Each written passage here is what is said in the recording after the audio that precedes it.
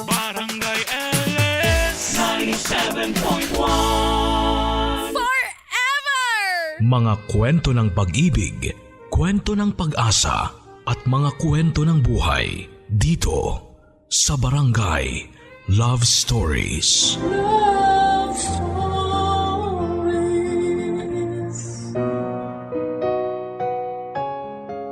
Hindi masama ang magmahal, lalong hindi ito kasalanan. Lahat ay pwedeng tumanggap at magbigay nito. Ikaw, nakapaglaan ka na ba ng pagmamahal para sa maling tao? Dear Papa Dudut, ako po si Jamie, 28 years old at dito na po ako sa Manila lumaki. Tulad po ng ibang kabarangay ay gusto ko rin pong i-share ang may tuturing kong nakakahiyang kasalanang nagawa ko sa buong buhay ko.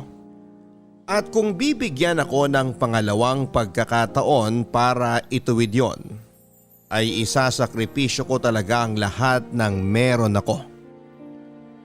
Papadudot, masasabi ko po na sobrang hirap talaga ng buhay namin ng mama ko noon. Ang totoo ay laking squatters area ko. Nakapag-aral ako ng hanggang high school dahil libre lang naman ang mag-aral sa public school. Pero kahit po noong nakagraduate ako ay hindi ko naging problema ang pag-aaral sa kolehiyo. Isang perk ng pagiging matalinong estudyante ay mismong scholarship na ang lalapit sa iyo. Isang mag-asawang doktor ang nagpaaral sa akin sa kolehiyo. Pero hindi ko sila nakikita. Pinapadalhan lang nila ako ng pera na kailangan ko sa pag-aaral ko. Hanggang sa nabigyan ako ng pagkakataon na makilala ng personal ng isa sa mag-asawa na sumusustento sa pag-aaral ko. Si Sir Edgar. May pagkakataon kasi na sa ibang remittance center na ipadala ni Sir Edgar yung pera na pang tuition ko. Kaya naman personal niya akong tinext para makuha ko ng tama yung pera at may pambayad agad sa school. Malaki ang pasasalamat ko kay Sir Edgar at sa pamilya niya. Dahil sa generosity na ipinapakita nila sa akin bilang scholar nila. Isang araw ay naglakas loob ako na mag-text kay Sir Edgar para sabihin gusto ko sanang tumulong sa kanilang mag-asawa sa mga proyekto nila kung meron man. Para naman kahit papaano ay makabawi ako sa tulong nila sa akin. Dumalas ang pagkikita namin ni Sir Edgar. Mula noong makita niya ako ng interes na makibahagi sa mga feeding program nila. Siya pa lang ang nakikita ko noon. Hindi ko pa nakakadaumpang palad ang kanyang pamilya. Bata pa lamang ay gusto ko na talagang maging architect. Ang pangit po kasi ng bahay namin noon kaya pangarap ko talaga ang magkaroon ng isang malaki at magandang bahay. Mag-isa na lamang po kasi si mama na kumakayod dahil baby pa lamang ako noong iniwan kami ng papa ko. Kaya po wala akong kinilalang ama. Si Sir Edgar lang ang bukod tanging lalaki na nagpakita at nagparamdam sa akin na importante ako at meron akong halaga. Alam kong mali ang nararamdaman ko pero higit pa sa parang isang ama ang nararamdaman ko para sa kanya. Pakiramdam ko ay mahal ko talaga si Sir Edgar. Kaya po noong magkaroon ako ng pagkakataon ay sinigurado ko na hindi niya ako matatanggihan. Jamie, Po, sir? salamat ulit sa pag-volunteer mo sa feeding program ha. Nakakatuwa at meron pa palang kabataan na tulad mo na handa mag-volunteer sa mga ganitong bagay. Natutuwa kasi ako sa mga batang natutuwa kapag nakakatanggap sila ng kahit kaunting tulong. Ano ka ba, sir? Kulang pa nga po itong pagsama-sama ko sa mga programa ninyo sa laki ng nagastos ninyo para sa pag-aaral ko. Kaya nga pagbutihan mo pa ang pag-aaral mo. Kasi mas lalo akong ginaganaang tumulong kapag nakikita ko yung mga katulad mo na malapit nang maabot ang mga pangarap nila. Pero hindi lang naman pong maging isang architect ang pangarap ko. Ano pa ba ang gusto mo? Gusto kong magkaroon ng boyfriend na kasing bait at kasing gwapo mo, sir. Darating din sa'yo yung panahon na yan, Jamie. Huwag kang magmadali. Pero sa tingin mo ba, sir, hindi imposibleng magustuhan din ako ng lalaking gusto ko? Para sa akin, ang tanga ng lalaking hindi ka gugustuhin. Masipag ka saka matalinong babae. Sino bang hindi magkakagusto sa'yo? Sigurado ko na kung sino man yung lalaking yun, hinihintay niya lang na aminin mo na gusto mo siya. Baka kasi natotorpe sa'yo. Talaga po ba? Sa tingin mo, dapat ko nang sabihin sa kanya? Kung handa ka na ipagtapat sa kanya, edi sabihin mo na. Sino ba kasi yung lalaking yan? Kilala ko ba? Ay, kilalang kilala mo po. Talaga? Pwede ko bang malaman kung sino? Sikreto lang natin. Talaga? Promise? Promise? Sino ba? Ikaw. Ikaw po yung lalaking gusto ko. Sa tingin ko nga po mahal na kita. Sabi mo, tanga lang yung lalaking hindi ako gugustuhin. Ibig bang sabihin, gusto mo rin ako? Seryoso ka ba, Iha? Parang nakitang anak ka. Wala akong pakialam kung ilang taon ka na. At seryoso ako sa nararamdaman ko. Kahit isang beses, hindi pa ako nagkaroon ng boyfriend. Kaya first time ko tong nararamdaman. Kaya alam kong mahal kita. At kaya ko yung patunayan. Bakit mo ko inalikan? Baka may makakita sa atin. Sira na ba ang ulo mo? Alam mo na may asawa na ako. Oo, alam ko yun. Alam kong may asawa at anak ka na. Pero wala pa rin akong pakialam. Kaya lang naman ako laging sumasama sa mga feeding program mo dahil gusto kitang makasama. Kasi nga mahal kita. At kaya kong ibigay sa'yo kahit ang pagkababae ko. Sa tingin ko naman, hindi na kayang ibigay sa'yo ng asawa mo yung kaya kong ibigay. Edgar, hindi mo naman kailangang sabihin sa asawa mo to eh. Okay lang sa akin kahit patagulang. Basta makasama kita. Basta iparamdam mo lang sa akin na gusto mo rin ako. Pero Jamie, marami pa namang mas bata dyan. Mas bagay sa'yo. Hindi na kita kayang pasayahin tulad ng kaya nilang gawin sa'yo. Pero ikaw lang yung lalaking nagpapasaya sa akin. Hindi ko naman nararamdaman sa ibang lalaki yung sayang nararamdaman ko kapag kasama kita. Kaya pwede ba? Huwag mo naman akong pigilan. Pag-isipan mong mabuti. Maghihintay ako ng text mo. At sana, hindi ako masaktan sa mababasa ko.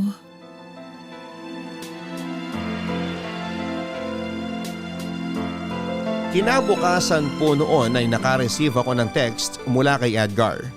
Ang sabi niya ay mag-usap daw kami. Masaya akong umalis ng bahay noon, Papa Dudut. Dahil sa hotel kami magkikita. Dahil kung ayaw niya sa akin ay pwede namang sa isang restaurant o park lang kami mag-usap. Pero dahil sa hotel niya kami gustong mag-usap, naramdaman ko na may gusto siyang mangyari pagkatapos. Aaminin ko na na-excite ako sa ideya na kukuha kami ng kwarto sa hotel na yon. At doon lang kaming dalawa. Handa na ako na magpaangkin kay Edgar kung sakali. Handa akong ibigay sa kanya ang kailanman ay hindi ko pa naibibigay sa ibang lalaki. Ang virginity ko. Pagdating sa hotel ay hindi na rin naman nagpaligoy-ligoy si Edgar. Ibinulong niya sa kanang tenga ko na doon na lang kami sa kinuha niyang kwarto mag-usap. At to-order na lang daw siya ng pagkain sa room service. Kitang-kita ko noon sa mga mata ni Edgar na medyo kinakabahan siya kaya hinawakan ko ang kamay niya para siya ay kumalma. Nakita ko rin sa mga mata ni Edgar na parang hinuhubaran na niya ako. Nakita ko ang pagkalalaki niya na unti-unting bumalot sa pagkatao niya ng mga oras na yon. Kinilig ako sa mga nakita ko kay Edgar noon, Papa Dudut. Handang-handa siya na kunin ang pagkababae ko. Isa pang nagpakilig sa akin, Papa Dudut, ay hindi maitago ni Edgar sa mga kilos niya na gusto niya akong angkinin. Sa elevator pa lang paakyat sa kinuha niyang kwarto ay inaamoy na niya ang buhok ko at kung saan-saan na napupunta ang kanyang kaliwang kamay. Pinipisil niya ang balikat ko, ang braso ko, ang balakang ko, pati na rin ang puwetan ko. Kaya naman pagpasok namin sa hotel room ay hinalikan ko siya kaagad at mabilis naman niya itong ginantihan. Wala akong pagsisisi sa nangyari sa amin dahil mahal na mahal ko talaga si Edgar. Masayang masaya po kaming dalawa sa relasyon namin kahit na kaming dalawa lang ang nakakaalam. Ayos lang naman sa akin na itago ang relasyon naming dalawa ni Edgar. Walang kaso yon sa akin. Mahal ko siya at ine-enjoy ko lang ang mga oras na magkasama kami. Sumasama pa rin ako sa mga feeding program nila. Habang nasa feeding program, syempre ay umaarte ako na parang wala kaming relasyon. Yun naman ang napagkasunduan naming dalawa. Ayoko rin na malagay sa alanganin si Edgar ng dahil sa akin. Ilang feeding programs nang ganon ang setup namin ni Edgar.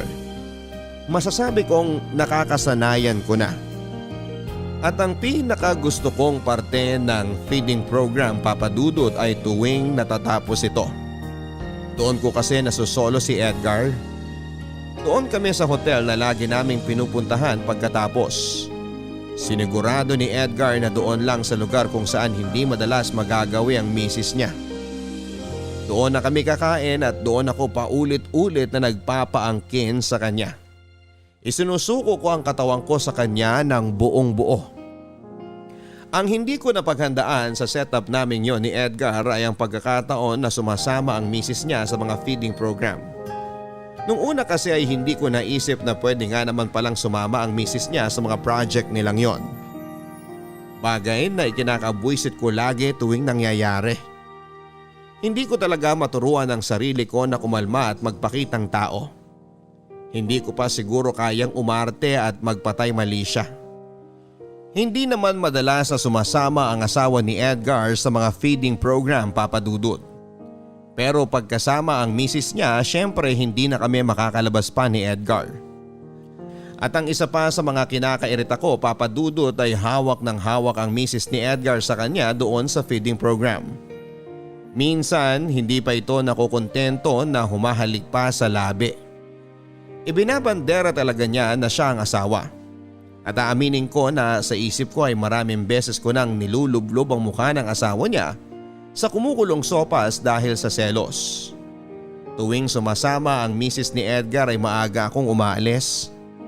Dahil doon sa mga pagkakataon na yon ay nakakaramdam na ako ng isa lang akong kabit. Ang bilis tumakbo ng oras. Dumating ang panahon na malapit na akong graduate kaya naman naisipan ni Edgar na ibili ako ng gusto kong gamit since may bakante siyang oras. Pumunta kaming dalawa sa isang mall na hindi puntahin ng tao. Kampante naman kaming walang makakakita sa amin noon. Kaya hinawakan ko ang kamay niya habang naglalakad kami. Nang biglang may tumawag kay Edgar sa hindi kalayuan. Ninong pala ng nag-iisa niyang anak. Ang bilis ng mga pangyayari, Papa Dudut, at nalaman ng asawa niya na meron siyang lihim na karelasyon. Iritang-irita ako sa pagmumukha ng ninong na yon na isang malaking sumbongero at tsismoso. Nagkaroon tuloy ng dahilan si Edgar para hiwalayan ako. Hindi mo naman kailangan makipaghiwalay sa akin eh. Alam na ng asawa ko na nang bababae ako. Hindi magtatagal, mag-iimbestiga yon at malalaman niya kung sino ka. Di ba mas maganda nga na alam niya na? At least hindi na tayo mahihirapang magsabi sa kanya. Hindi mo na ako itatago. Jamie, wala sa usapan natin na balang araw. Sasabihin natin sa asawa ko yung nangyayari sa atin. Nagkasundo tayo na hanggang ganito lang ang relasyon natin. Anong ibig mong sabihin? So ano? Wala lang sa'yo lahat to? Sabi mo gusto mo ko. Sabi mo mahal mo ko. Pero mas mahal ko ang pamilya ko. Kaya kitang bigyan ng pamilya, Edgar. Yun lang bang gusto mo? Jamie, hindi ko sila basta tatalikuran. Mahal ko sila. Pero mahal din kita. Paano naman ako? I'm sorry. Marami pa namang lalaki dyan eh. Mas bata, mas gwapo. Konti na lang makakagraduate ka na. Mas marami ka pa makikilala. Gusto mo bang tinatawag kang kabit? Hindi mo deserve ang ganong klaseng reputasyon. Okay lang sa akin kahit kabit lang ako. Ilang beses ko bang kailangan sabihin sa'yo yun? Ikaw ang gusto ko. Wala akong interes sa ibang lalaki. Please, Edgar. Huwag mong gawin sa akin to. Huwag mo akong iiwan. Sa akin kasi hindi na okay to. Pinagsisisihan ko lahat na nangyari sa atin. Isang malaking pagkakamali ang makipagrelasyon sa'yo. Bakit ka ba ganyan? Nung isang linggo lang ang saya-saya natin, di ba? Tapos ngayon sasabihin mo sa akin na pinagsisisihan mo lahat yon? Sa totoo lang sumusobra ka na sa mga sinasabi mo sa akin eh. Pero mag-sorry ka lang Edgar, mapapatawad kita. Sabihin mo lang na mahal mo ako, mapapatawad kita. Please, nagmamakaawa ako. Huwag mo akong iiwan. Kaya kitang patawarin. Salamat kung ganon. Pero sa panahong to, mas kailangan kong kapatawaran ng mag-ina ko. Iiwan nila ako, JB. Kaya kung mahal mo talaga ako, palalayain mo ko na maayos. At hayaan mo ko na bumalik sa kanila. Hayaan mo ko na maging masaya sa kanila. Hayaan mo na kami at huwag kang manggugulo. Hindi mo guguluhin ang pamilya ko. Kung mahal mo talaga ako, hahayaan mong ayusin kong relasyon ko sa pamilya ko na malapit ng masira dahil sa panloloko ko sa kanila. Tandaan mo to Edgar. Kapag iniwan mo ako ngayon, wala ka nang babalikan sa akin. Kahit lumuhod ka pa, wala na akong pakialam. Hindi na ako babalik pa sa'yo. At lahat na nangyari sa atin, hindi na yun mauulit. Sige na, alis na ako. Edgar! Edgar! Yun na po ang naging huling pagkikita namin ni Edgar Papadudut. Sinubukan ko pa siyang tawagan pero hindi ko na po siya makontakt. Inalis niya ang lahat ng communication na meron kami. Block na rin ako kahit sa anong social media. Sinubukan ko ring puntahan yung mga lugar kung saan siya nagpapa-feeding program. Pero hindi ko na siya nakita doon. Kahit na pinutol na niya ang ugnayan namin ay sinubukan ko pa rin siyang habulin pero hindi ko na po talaga siya nakita at nakausap. Kahit naisipan at gustuhin ko mang puntahan si Edgar, hindi ko nagawa kasi hindi ko naman alam kung saan siya nakatira. Pero kung nagkataon na alam ko ang address niya Papadudut ay baka talagang pinuntahan ko siya. Kahit sobrang kahihiyan ang tanggapin ko. Ewan ko ba, ganon ako kabaliw kay Edgar noon. At kahit na hindi kami nag-uusap at nagkikita ni Edgar, sinigurado pa rin niya na makapagtatapos ako ng kolehiyo. Planchado na lahat Papadudut. Bayad na ang lahat ng mga babayaran at isa lang ang gagawin ko. Yon ay ang dumating sa graduation ko at magmarcha sa entablado. Inasahan ko na darating si Edgar sa pinakaimportanteng araw ng buhay ko. Pero hindi siya dumating. Nangako siya sa akin noon na sisiguraduhin niyang nandun siya sa araw ng graduation ko. Umasa lang po ako sa wala. Lahat ng pinangako niya sa akin na inaasahan ko ay walang natupad. Pero bakit yung bagay na hindi ko naman inaasahan na mangyari, yun pa ang nangyari. At kahit na ilang taon nang nakalipas ay hindi pa rin nawala sa isipan ko si Edgar. Lumaki akong walang tatay kaya hindi ko naranasan ang mahalin ng isang lalaki. Tanging si Edgar lang ang nagparamdam sa akin noon. Mababaw na kung mababaw. Pero yun yung klase ng pagmamahal na kulang sa akin na nakita at naramdaman ko kay Edgar. Matalino akong babae at malakas ang loob ko. Kaya paulit-ulit kong sinasabi sa sarili ko na makakayanan ko rin ang lahat ng mga pagsubok sa buhay ko. Itinuon ko ang sarili ko sa pagtatrabaho. At kung minsan naman ay ginuguhit ko ang pangarap kong bahay. Pero ang nai-imagine kong lalaki na makakasama ko roon sa loob ng bahay na yon ay si Edgar pa rin. Hindi ko lang alam kung paano at saan mag-uumpisa hanggang sa may nakilala akong lalaki. Si Limuel. Si Limuel ang nag-iisang lalaking nangungulit sa akin sa trabaho. Mukhang babaero ang datingan niya pero mukha rin naman siyang mabait. Nagkakilala kami noong minsan kaming naging partners sa isang project. Engineer kasi si Limuel at tuwing lunch ay hinihila niya ako sa kantin para doon ay sabay kaming kumain.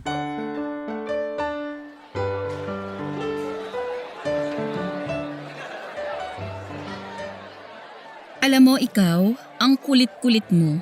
Mas sutil ka pa sa bata eh. Alam mo ikaw, ang seryoso-seryoso mo.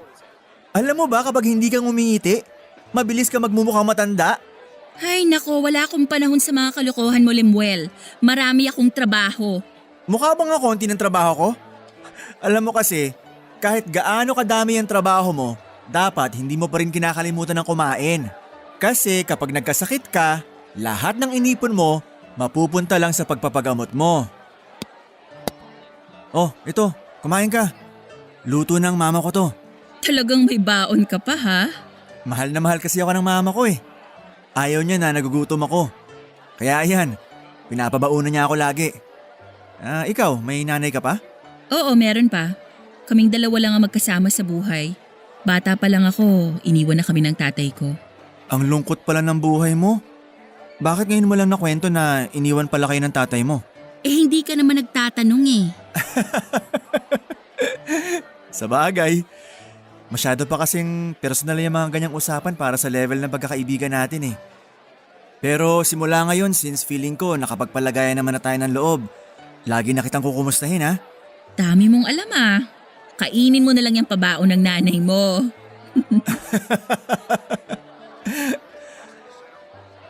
Nga pala. Kumusta mama mo? Okay naman siya, malusog. Nandun lang siya sa bahay. Hiyang sa pagiging plantita niya. Uy, saluhan mo na ako dito sa baon ko. Pwede naman akong bumili ng pagkain ko dito kung magutom man ako. Pwede na ba akong umalis? Hindi, wag kang umalis. Kailangan kumain ka muna. Ano ba yung arte mo? Ba't bang sungit mo? Siguro, hindi ka pa nagkakajowa no? Kaya parang galit ka sa mundo. Kapal mo? Di ka nakakatawa. Nagka-boyfriend na ako, no? Pero isa lang. Isa pa lang? Napaka-choosy mo siguro. Pwede rin ang sungit-sungit mo kasi kaya iniiwasan ka ng mga lalaki. Hindi ako magsusungit kung hindi ko kailangang magsungit. Saka bakit? Kailangan ba marami na dapat akong naging boyfriend? Huwag mo nga ako igaya sa'yo. Hoy! Hindi pa ako nagkaka-boyfriend, no? Pero seryoso, isang beses pa lang din akong nagka-girlfriend. Marami akong kakilalang mga babae na akala nila girlfriend ko sila. Ay! Yabang ka, girl! Totoo! Ang weird nga eh. Hindi ko naman sila niligawan pero nag-a-assume sila na girlfriend ko sila. Paano nangyari yun? Magic? Ay, iba talaga ang kayabangan nito. Hindi yun pagyayabang. Nagsasabi lang ako ng totoo. Kinikwento ko lang na may mga ganun palang klase ng babae. Kahit hindi mo ligawan, pwede mo maging girlfriend. Siguro kaya hindi ka pa nagkakajowa ulit kasi hindi ka pa nakaka-move on sa ex mo. Tama ba ako? Wala na kasi ako makikitang katulad niya. Ganon? Eh ba't hindi mo pinaglaban? Anong hindi? Pinaglaban ko siya. Hindi naman magiging kami kung hindi ko pinaglaban yung nararamdaman ko para sa kanya eh. So ikaw yung unang nagtapat sa ex mo? Grabe, iba ka rin ha? Oo, ako. Bakit? Anong masama ron? Hindi niya kasi marirealize na mahal niya rin ako kung hindi ko yun ginawa. Baka naman minahal ka na lang din niya kasi sinabi mo na mahal mo siya. Ano ba? Mga asar ka lang ba talaga? Aalis na lang ako. Uy, ito naman. Masyadong seryoso. Sorry na. Surihin mo mukha mo, leche.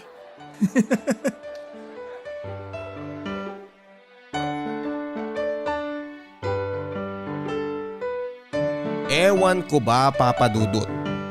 May parte sa akin na gusto ko na inaasar ako ni Lemuel pero ayokong ipakita sa kanya yon. Tuwing inaaya niya ako sa kantin para kumain ay alam ko nang aasarin niya lang ako. Pero sumasama pa rin naman ako. Masaya naman kaming magkasama.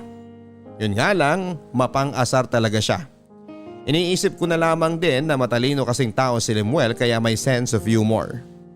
Ang totoo po ay madalas niya akong napapatawa kahit na mas madalas po ay naiinis niya ako. Araw-araw ay ganon ang sitwasyon naming dalawa. Kapag napipiko na ako ay nilalayasan ko na lang siya. Gusto ko rin kasing ingatan ang puso ko at baka mahulog ako ng tuluyan kay Lemuel. Hindi pa ako handang umibig ulit. Natatakot ako na baka sa huli ay iwan niya lamang ako katulad ng ginawa sa akin ni Edgar. Minsan nga po pakiramdam ko ay namamalik mata ko. Parang nakikita ko po kasi si Edgar sa kanya. Siguro ganun lang talaga dahil si Edgar pa rin ang laman ng puso at isip ko. Hindi pa nga siguro ako nakakapag-move on sa naging relasyon naming dalawa. At sa bawat araw na pinipigilan ko ang sarili kong mahulog kay Lemuel, ay mas lalo kong nagugustuhan ang pagkatao niya. Mahirap talagang pigilan ang damdamin, kaya naman habang umaandar ang panahon ay na-develop na talaga ang feelings namin para sa isa't isa. Wala rin naman pong mawawala kung susubukan ko ulit na magmahal. Yun na rin po kasi ang nakita kong paraan para tuluyan ko na ring makalimutan si Edgar. Talaga ba? Sinasagot mo na ako? Ayaw mo ba? Paulit-ulit ka naman eh. Siyempre gusto ko! Hindi pa rin kasi ako makapaniwala na may girlfriend na akong architect tapos ang ganda-ganda pa. Wag mo na akong bolahin. Sinagot na nga kita, di ba? Ano ka ba naman? Hindi yun pambobola. Totoo yun. Ay, sigurado matutuwa nito si Mama. Sa wakas, may maipapakilala na akong girlfriend sa kanya. Alam mo ba na gusto na ni Mama na mag-asawa ko? Gusto na daw kasi niya ng apo. Ha? Apo agad? Pakisabi naman sa mama mo, relax lang ha, hindi pa ako ready. Hindi pa naman ngayon. Siyempre, mag-aantay ako kung kailan ready ka na. Tapos doon na kita tatanungin ng, will you marry me? Ang corny. Corny eh. Kinikilig ka nga.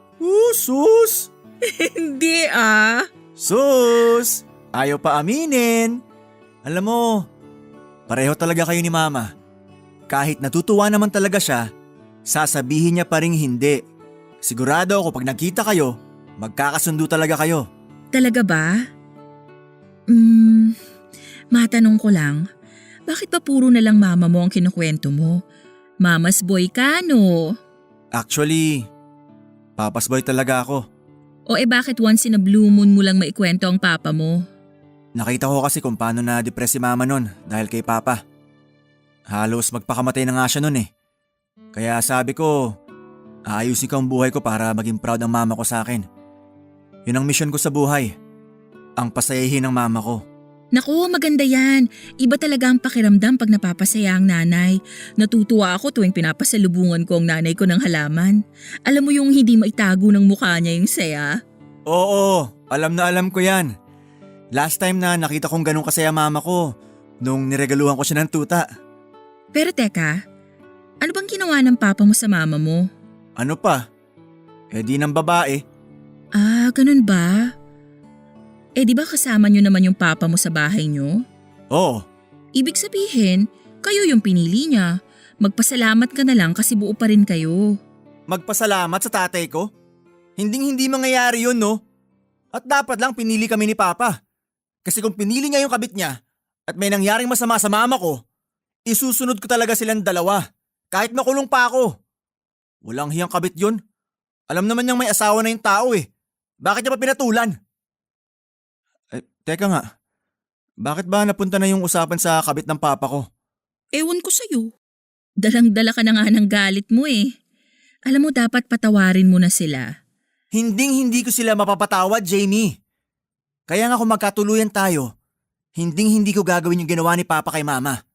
Hay nako, kung mangangabit ka rin lang naman, unahan na kita ngayon pa lang. Huwag na nating patagalin to. Ngayon pa lang dun ka na sa kabit mo. Kasi hindi ka naman mangangaliwa kung kontento ka sa akin eh. Kaya nga hindi na ako maghahanap ng iba. Kasi kontento na ako sa'yo. Kinilig ka ba? Oo na, kinilig na ako. Yun! First time umamin!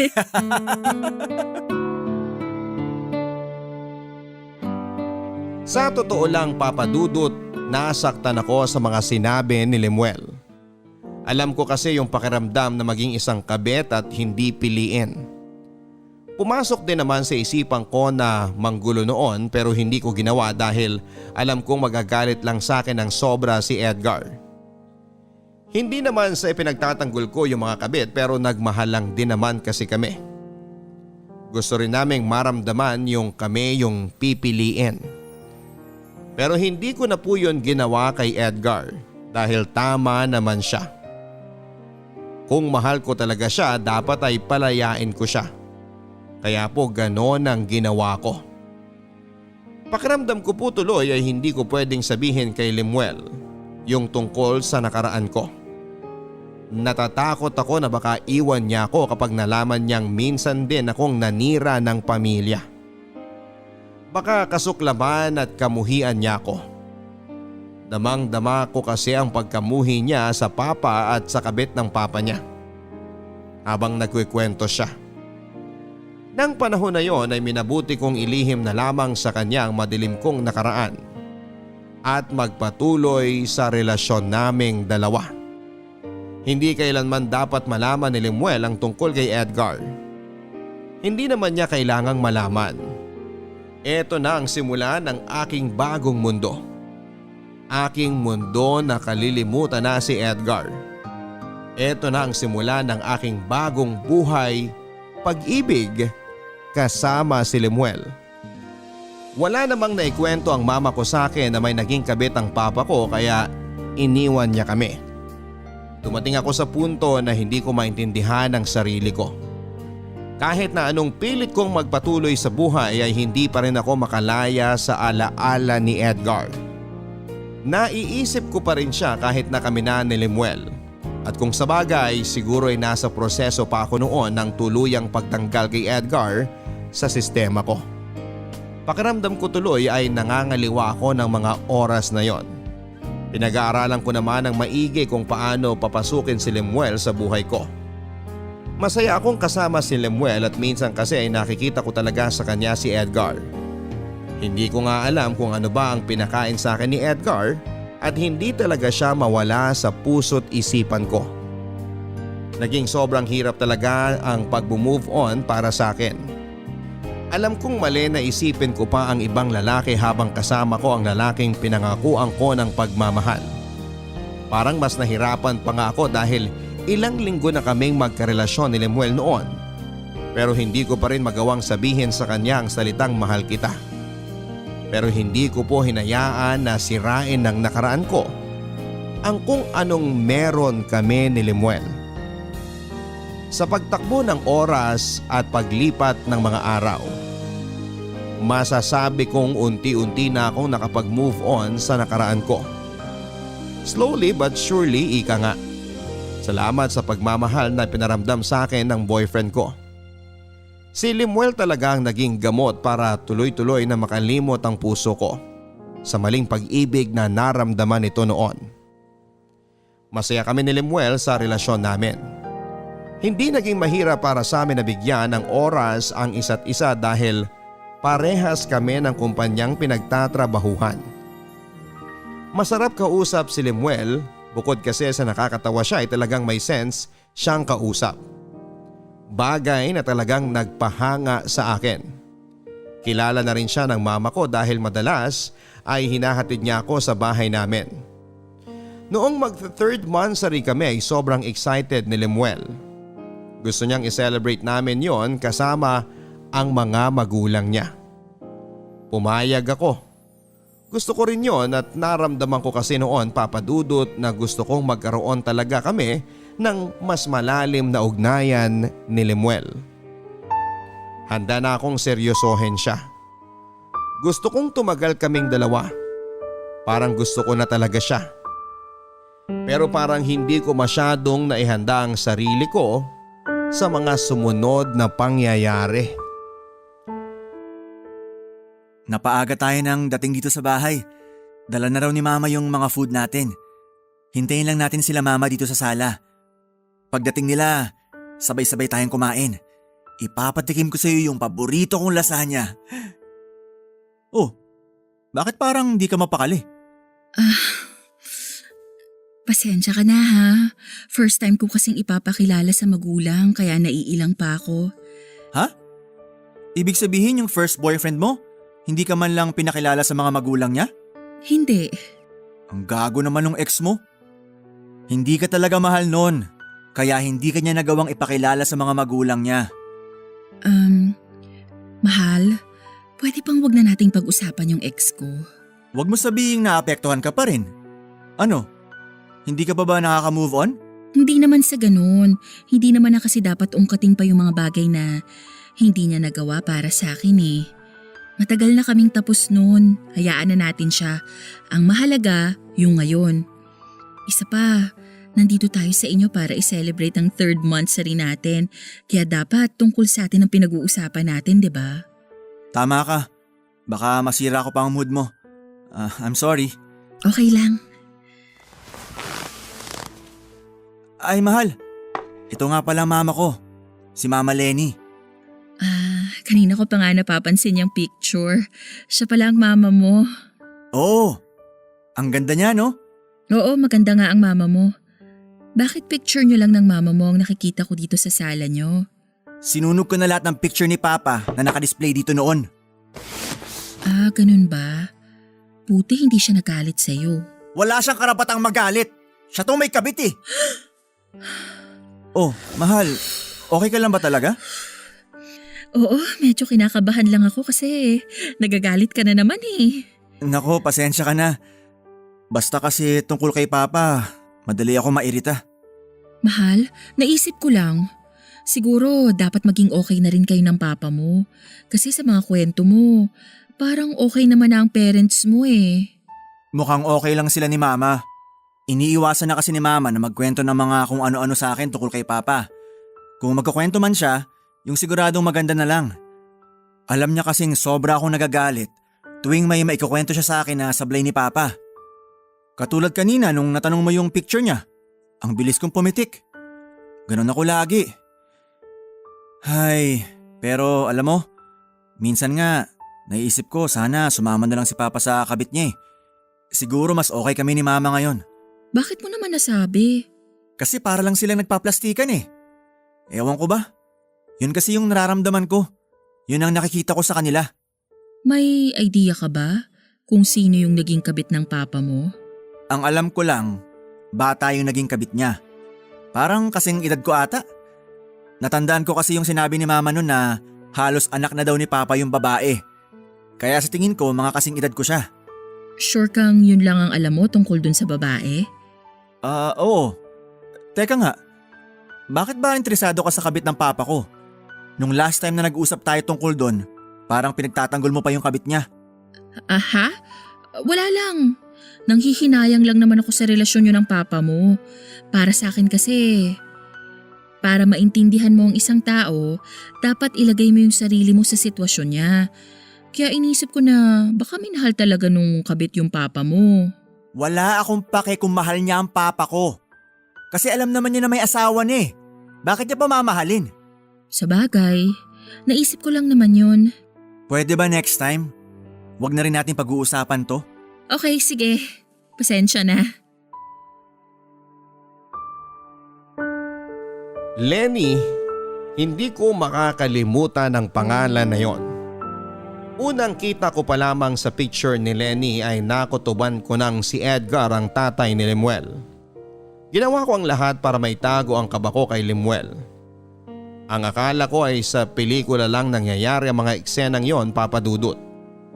Ang gulo ng isip ko noon dahil hindi ko lubos maisip na nandun ako sa sitwasyon na yon. Kinailangan kong makaalis doon kaagad. Nagdahilan ako kay Lemuel na biglang sumama ang pakiramdam ko para lang makaalis kaagad ako sa bahay nila. Sinabi ko na bigla akong inatake ng migraine at kailangan kong ihiga ang sakit ng ulo kong yon. Nag-offer pa siya sa akin na doon lang ako sa guest room nila magpahinga. Pero nagpumilit ako na umuwi na. Hindi ko hinayaan na hintayin pa naming dumating ang mama niya.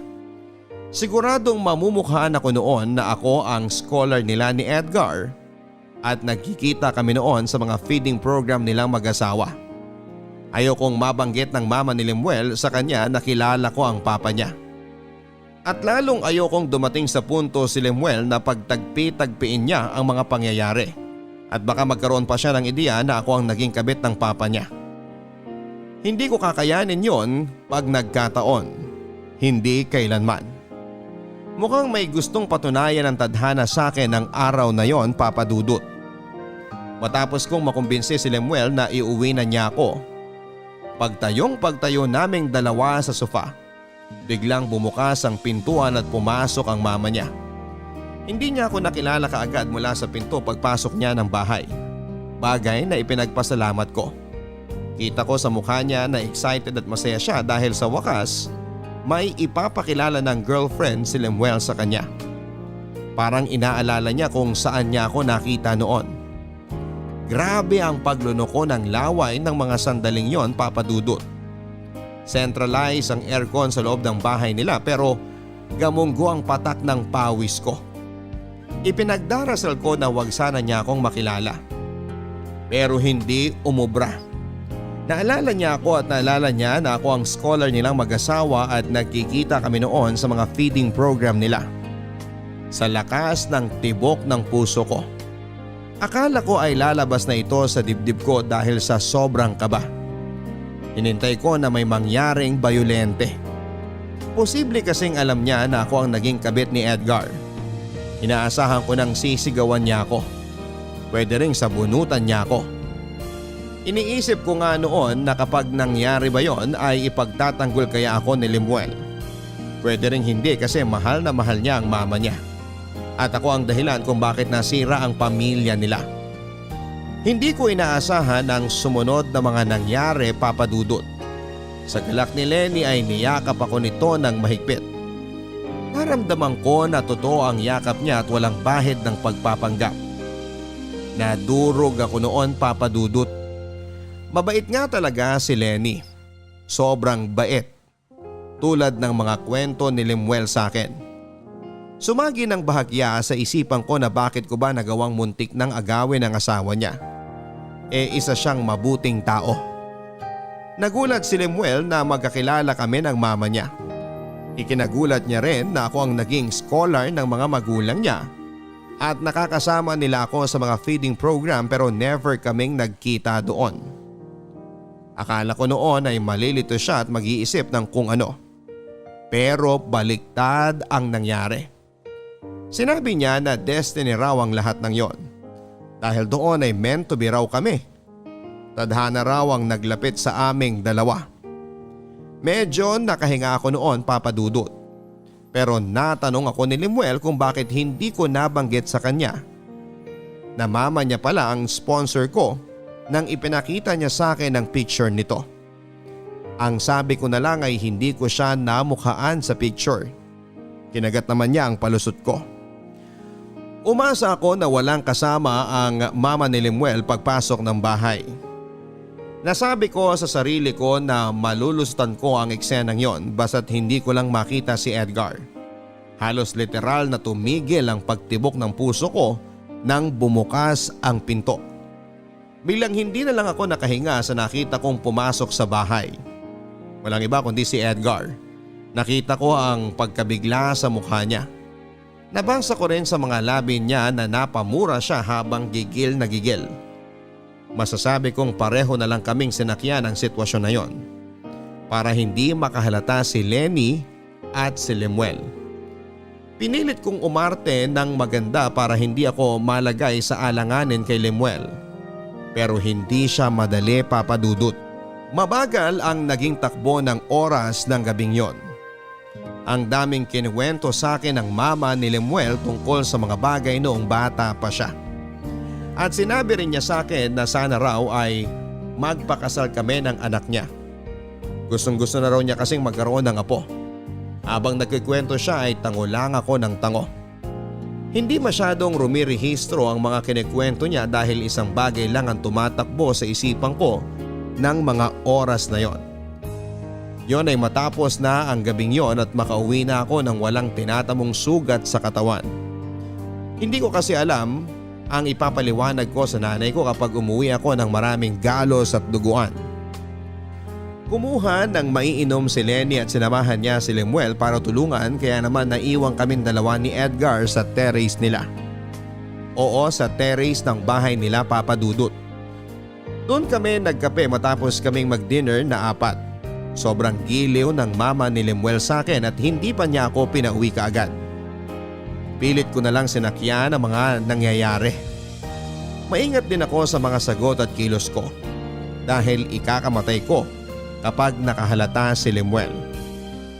Nung maiwan na kaming dalawa ni Edgar ay nagkaroon ako ng pagkakataon na titigan muli ang mukha niya.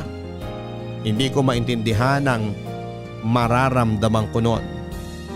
Alam kong mahal ko na si Lemuel pero noong matitigan ko ang mukha ni Edgar ay nakaramdam ako ng pagkasabik na yakapin siya. Pero mukhang kabaliktaran ng naramdaman ko sa nararamdaman niya, Papa Dudut. Inipon ko ang lahat ng lakas ko ng loob para tumagal at kayanin ko ang engkwentro naming yon ni Edgar. Ano bang ginagawa mo, Jamie? Akala ko ba malinaw sa'yo naging usapan natin? Malinaw sa akin lahat yon, Edgar, okay? Pero hindi ko alam na anak mo si Lemuel. Hindi ko naman siya nakita noon sa mga feeding program nyo. Pues wala akong pakialam. Umalis ka na dito. Maipaghiwalay ka na rin sa anak ko. At huwag ka na magpapakita pa ulit. Patahimikin mo ng pamilya ko. Huwag mo nang guluhin ang buhay namin. Kahit kailan hindi kita ginulo. Huwag kang ang umasta na parang ikaw ang biktima dito. Sa tingin mo ba?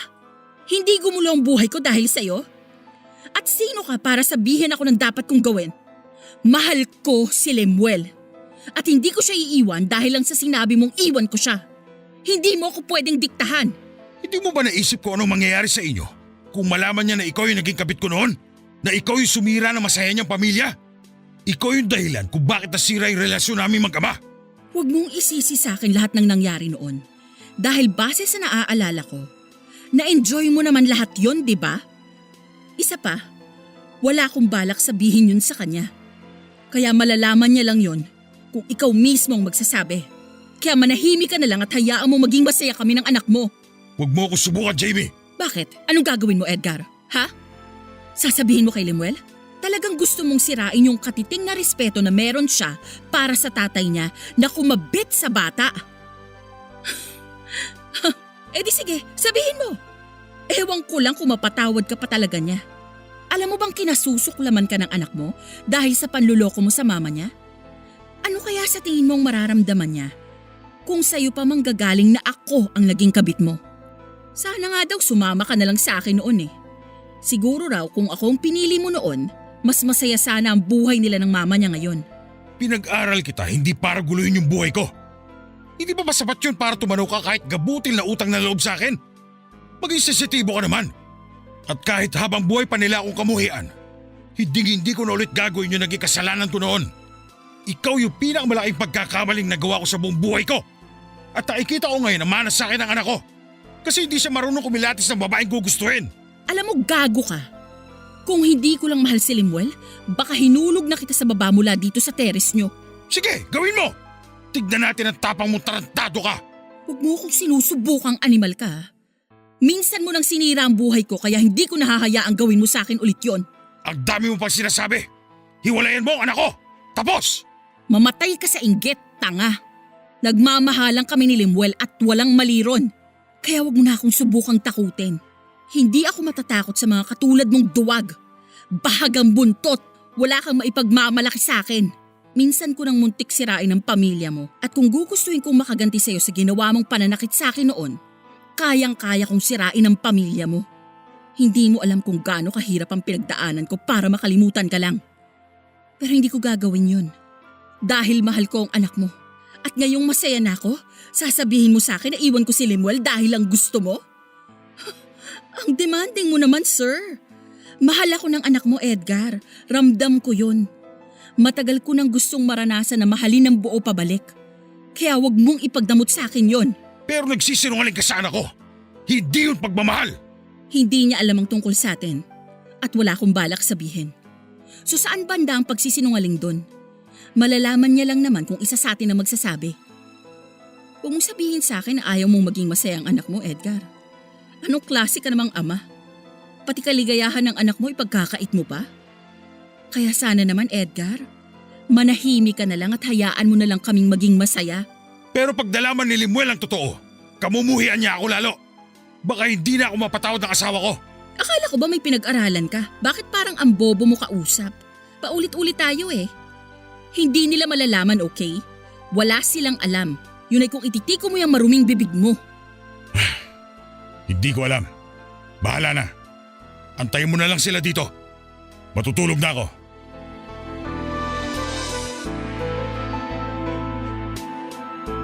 Hinayaan kong tumulo ang mga luha ko na pinagkapigil-pigilan kong bumagsak nang makalayo sa akin si Edgar. Pinigilan kong umiyak sa harapan niya dahil ayokong isipin niya na mahina ako at may nararamdaman pa ako para sa kanya. Ayokong magmukhang marupok, Papa Dudut. Kahit durog na ang buong pagkatao ko dahil sa komprontasyon na yon, ay pinilit kong ipakita sa kanya na matapang ako. At kahit parang nauupos na ang kaluluwa ko ng mga oras na yon ay bigla tuloy akong naguluhan, Papa Dudut. Parang gusto ko nang maging kami na lang ulit ni Edgar. Mali ang nararamdaman kong yon, malamang dala lang yon ang sobrang pagkamiss ko sa kanya. Kaya ganon ang naramdaman ko. Pero hindi pwedeng madala ako ng damdamin ko. Kailangan ay mas ituon ko pa ang atensyon at nararamdaman ko para sa boyfriend kong si Lemuel. Hindi nagtagal matapos umalis ni Edgar ay dumating na rin si Lemuel. Mabuti na lamang at inubos ko na ang mga luha ko sa pag-iyak at pinilit na tumahan bago pa siya dumating. Napansin niya na mugto ang aking mga mata. Ang sabi ko na lang siguro dahil yon sa antok. Naniwala naman siya. Kinuha lang daw ng mama niya ang mga photo album nila para maipakita sa akin. Habang tinititigan ko ang mukha ni Lemuel ay naisip ko na para siyang pinabatang si Edgar. Kaya siguro madalas kong makita si Edgar noon sa kanya dahil mag-ama pala sila. Pero sa pagkakataong yon, hindi ko nahahayaan pa na mawala siya sa akin. Nangako ako sa sarili ko na hindi ako magtatago ng sikreto sa kanya. Maliban na lamang sa parte ng buhay ko na minsan akong naging kabit ng papa niya. Halos mag-aalas 11 na ng gabi at hindi pa rin tapos ang kwentuhan namin. Habang tumatagal ay mas lalo kaming naging close ni Lenny. Tita Lenny, sabi niya kasi ay Tita Lenny ang itawag ko sa kanya.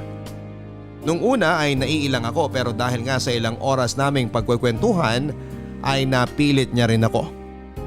Ang lakas pala nilang mag-ina sa puyatan. At hindi na ako magtataka dahil doktor nga pala ang mama ni Lemuel. Sanay na sanay talaga siya. Hindi rin naman ako dinapuan ng antok dahil sobrang daming kwento ni Tita Lenny na sinasabayan ng mga joke ni Lemuel. Ganon pala ang pamilya nila. Ngayon naiintindihan ko na kung bakit ganon na lamang ang galit ni Lemuel sa papa niya dahil sa pangangabit nito. Ang dami ko ng litratong nakita sa photo album nila. Pero merong isang album na hindi ko pa natitignan. Bigla akong nakaramdam ng kaba matapos kong kunin ang album na yon. Tuloy pa rin ang kwentuhan namin noong hinawakan ko at simulang buklatin yung album na yon. Napansin ko na nag-iba ang aura ng mukha ni Tita Lenny habang nililipat ko ang mga pahina. Hindi ko naman yon binigyan ng pansin at tumuloy lamang ako sa pakikipagkwentuhan ko kay Lemuel at sa pagtingin sa mga litrato. Maganda na sana ang takbo ng lahat nang parang biglang may naalala si Tita Lenny.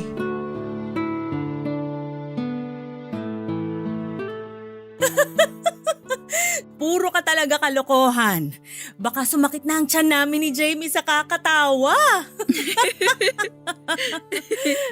Hay naku tita, ganyan nga yan. Kahit pag nasa opisina kami, hindi rin siya maawat sa mga joke niya. Kunwari ka pa, mahal. Eh yun nga ang dahilan kung bakit mahal na mahal mo ako eh. Oo na mahal na kita. Parehas talaga kayo ni Mama. Ang babaw ng kaligayahan nyo. Ang bilis nyo mapatawa. Kaya tama ako na magkakasundo talaga kayo eh. Parehas din kayo ng papa mo. Ganyan na ganyan din siya noon. Okay ka lang, mahal? Gusto mo ng tubig? Okay lang ako, nasamid lang ako, sorry. Ito na lang ba yung photo album na hindi ko pa nakikita? Actually, yan na talaga yung last. Yan yung mga picture kung saan ginagawa nila mama yung mga program nila. Kasama na rin dun yung kukuha sila ng scholar na pag-aaralin nila sa college. Oo mahal, naging part ako ng program na to nila tita. Ay, oo nga pala. Nakakatuwa. Sakto barangay namin to. Ay, nakaka-good vibes. Bigla ko tuloy na alala yung mga araw na yon. Utang ko po sa inyo tita kaya nakapagtapos ako ng college. Masaya ako na nakatulong kami sa'yo. May iba pa kaming scholar sa lugar nyo. Yung iba, teacher na ngayon. Ay talaga po? Hindi ko po alam na may iba pa kayong mga scholar sa amin. Akala ko po noon ako lang. Nakakatuwa naman. Ibig sabihin po mas marami pa kayong mga kabataan na natulungan makapagtapos ng pag-aaral bukod sa akin. Pero bakit kaya parang wala akong nakita ng mga katulad kong estudyante noon sa mga feeding program? Oo nga no. Parang ikaw lang din ang naaalala kong scholar namin na naging interesado sa feeding program. Actually, ikaw lang ang nakita kong scholar namin ever. Rule kasi namin ni Edgar na maging anonymous sa mga scholar namin at huwag ipaalam sa kanila na kami ang sponsor nila para walang attachment. Nakakabilib ka naman, mahal. Ikaw lang ang nagtyaga sa mga feeding program noon. Ikaw na ang model scholar. Teka Jamie. Sino palang nag-imbita sa'yo sa feeding program? Bale, ako po ang nag-text kay Sir Edgar na interesado po akong tumulong sa inyo sa kung anuman. Kaya nauwi po ako sa pagtulong sa mga feeding program nyo, tita. Iba talaga ang mahal ko. May pagkukusa. Kaya kita mahal na mahal eh. Ewan ko sa'yo. Nagkapalitan kayo ng text noon? Sandali Jamie. Architecture ba ang natapos mong kurso? Opo, pangarap ko po kasi talaga yon. Tita, okay ka lang po ba? Parang namutla po kayo. Oo nga ma. Okay ka lang ba? Bakit ganyan ka makatitig kay Jamie? Wala naman. May naalala lang ako. Maiwan ko muna kayo rito. Ma, bakit ka umiiyak? Mahal, sundan ko muna si mama ha. Antayin mo lang ako dito. Okay, sige.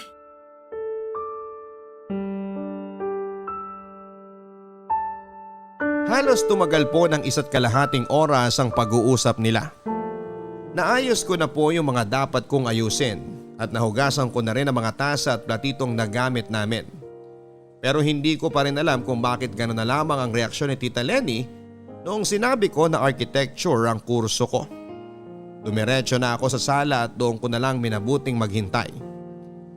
Medyo kinakabahan na ako habang iniisip ko kung bakit gano'n na lamang katagal ang pag-uusap nila. Nakaramdam na rin ako ng pagkaantok pero wala pa ring Lemuel na bumababa mula sa pangalawang palapag ng bahay nila. Kung nasaan ang kwarto ng parents nila. Bigla na lang akong kinabahan ng sobra nang marinig ko na humahagulhol si Tita Lenny at nasundan niyo ng mga gamit na nabasag. Naalala ko na baka alam na ni Tita Lenny na ako yung naging kabit ng asawa niya noon. Pero pinilit ko pa rin kalmahin ang sarili ko. Dahil kami lang naman dalawa ni Edgar ang nakakaalam ng sekretong yon. At kampante rin ako na hindi niya yon sasabihin sa mag-ina. Pero kabaliktaran po nang iniisip ko ang nangyari dahil umamin po ang gagong si Edgar sa naging relasyon naming dalawa. Aray! Halika! Dito tayo mag-usap sa labas. Aray! Ano ba? Lemuel, nasasaktan ako! Kulang pa yung gago ka! Ano bang problema mo? Bakit mo ako sinampal? Kailan mo balak sabihin sa akin ang totoo, ha? Kailan? Anong ibig mong sabihin? Yung unang lalaki naging boyfriend mo. Papa ko yun, di ba? Ang galing mong artistang gago ka! Napaikot mo ako! Sinabi niya pala sa inyo. Napakatarantado pala talaga ng tatay mo eh. Ikaw ang tarantado sa inyong dalawa. Oo, inamin na ni Papa. Ibang klase kang babae. Hayop ka, niloko mo ako! Alam mo kung gaano ko kinamumuhian yung tatay ko manloloko. Pero yung mas malala, ikaw yung naging kabit ng Papa ko! Ang dumi mo! Lemuel, please. Hayaan mo muna akong magpaliwanag. Ano bang ipapaliwanag mo? Nang dahil sa'yo, nakita ko na namang umiyak ang mama ko. Matagal na panahon na, Jamie. Simula nung huling beses siyang umiyak ng ganon. At kasalanan mo to! Hindi mo nalaman ni mama ang pangalan mo noon. Nasabi naman ng ninong kong kurso mo sa kanya. Ikaw lang ang scholar nilang architecture ang course! Pero ngayon ko rin lang naman nalaman ang lahat. Ngayon ko lang napagtagpi-tagpi ng buo. Nung nakita ko yung papa mo, Doon ko lang nalaman na ikaw pala yung nag-iisang anak niya. Hindi ko to sinasadya, maniwala ka. Paano pa ako maniniwala sa'yo ha? Ikaw yung babaeng dahilan kung bakit muntik magpakamatay dati si Mama. Kaya pala lagi mo pinagtatanggol yung kabit ni Papa kasi ikaw pala yon. Kaya pala gustong-gusto mong pinag-uusapan natin yung Papa ko kasi siya yung lalaking una mong minahal. Sa dami ng lalaki, bakit Papa ko pa, Jamie? Hindi ko naman talaga alam eh. Sana naman maniwala ka sa akin. Nung nagkakilala tayo sa trabaho, hindi ko alam na anak ka ni Edgar. Wala akong maitim na balak sa pakikipagrelasyon sa iyo, Lemuel. Mali ang nagawa ko noon na nakipagrelasyon ako sa tatay mo. Pero pinagsisihan ko na yun. Pinagsisisihan? Paano ka nagsisi? Sige nga, paano? Siguro kaya mo ako sinagot para pilitin mo si Papa na makipagbalikan sa'yo, no? O kaya gusto mo siyang hut-hutan ng pera? Ang kapal ng mukha mo. Oo, pinag-aral ako ng magulang mo. Oo, kumabit ako sa tatay mo. Pero hindi ko siya pinirahan kahit kailan. Intindihin mo naman na nagmahal lang ako. Hindi ko sinadya na sirain ang pamilya mo. Hindi ako maniniwala sa iyong hayop ka! Hindi mo kasi alam ang pakiramdam ng masiraan ng pamilya kasi wala ka naman nun! Sabihin mo nga sa akin yung totoo. Mahal mo pa ba ang Papa ko? Hindi! Matagal nang hindi. Ikaw ang mahal ko, Lemuel. Sinungaling! Kaya nga hirap na hirap ka magmahal ng iba dahil mahal na mahal mo pa si Papa! Noon yon, hindi na ngayon. Umalis ka na! Bago pa ako may magawang di maganda sa'yo! Sige, gawin mo ang gusto mong gawin sa akin. Murahin mo pa ako. Saktan mo pa ako ulit. Kahit pa ulit-ulit. Gusto mo kumuha ka pa ng bato at ipukpok mo sa ulo ko ngayon eh. Sige, gawin mo lang. Kung yun ang magpapagaan ng pakiramdam mo. Pero please, Lemuel, huwag mo akong paalisin. Huwag mo akong iiwan. Kung gusto mo luluhod ako sa harap mo, nagmamakaawa ako sa iyo. Kahit matulog pa ako dito sa labas ng bahay niyo, gagawin ko. Basta mapatawad mo lang ako. Hindi dapat pinapatawad ang mga katulad mong kabit. Wala kang utang na loob. Pinag-aral ka na nga ng mga magulang ko. Tapos ito pa yung isusukli mo? Wala kang kwenta! I'm sorry, Lemuel. I'm sorry. Please, patawarin mo na ako. Ganyan ka rin ba nagmakaawa sa Papa ko dati? Na ikaw yung piliin niya at wag kami? Sana nga ikaw na lang ang pinili niya para walang dahilan na magkakilala pa tayo. Nandidiri ako sa'yo. Nandidiri ako sa sarili ko. Isipin mo, nalawayan ka na ng tatay ko. Tapos natikman ko rin yung laway mo. Napakagago na pinaranas mo sa akin. Hayop kang kapit ka. Umalis ka na. At ayoko makita pa ulit yung pagbumukha mo. Lemuel! Umalis ka na. Bago ko batadyakan yung mukha mo! Umalis ka na!